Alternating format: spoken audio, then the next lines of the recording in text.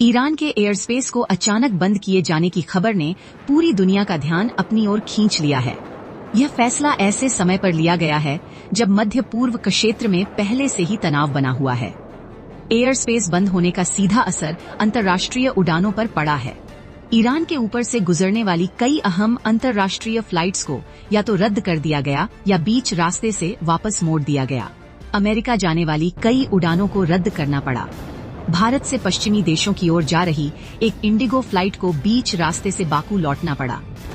Aerospace बंद करने का फैसला किसी भी देश के लिए बहुत बड़ा और गंभीर कदम माना जाता है। आमतौर पर ऐसा तभी किया जाता है जब देश को अपनी सुरक्षा को लेकर बड़ा खतरा महसूस होता है। यह खतरा सैन्य टकराव, मिसाइल हमले या किसी बड़े ऑपरेशन से जुड़ा हो सकता है। ईरान के इस कदम के बाद पूरी दुनिया में सवाल उठने लगे हैं कि आखिर ऐसा क्या हुआ जिससे यह फैसला लेना पड़ा।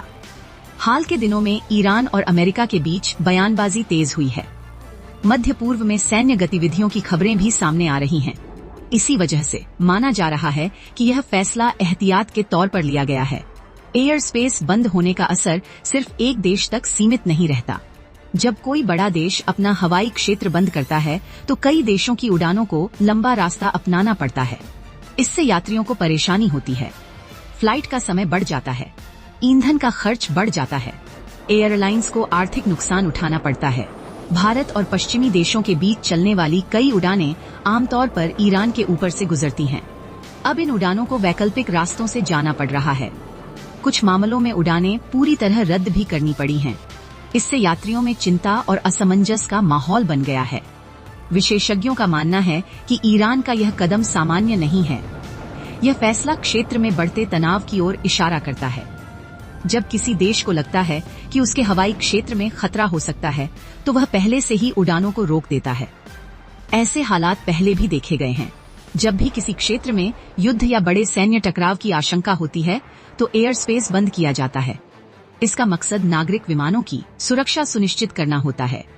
ईरान के एयर स्पेस बंद होने से यह भी संकेत मिलता है कि आने वाले समय में हालात और संवेदनशील हो सकते हैं। हालांकि अभी तक किसी आधिकारिक युद्ध की घोषणा नहीं हुई है, लेकिन इस तरह के फैसले हमेशा चिंता बढ़ाते हैं। एयरलाइंस कंपनियां लगातार स्थिति पर नजर बनाए हुए हैं। जैसे ही हालात सामान्य होंगे, उड़ानों को दोबारा शुरू किया जाएगा, लेकिन फिलहाल सुरक्षा को प्राथमिकता दी जा रही है। यात्रियों को सलाह दी जा रही है कि वे अपनी फ्लाइट की स्थिति पहले से जांच लें। अचानक बदलाव की संभावना बनी हुई है।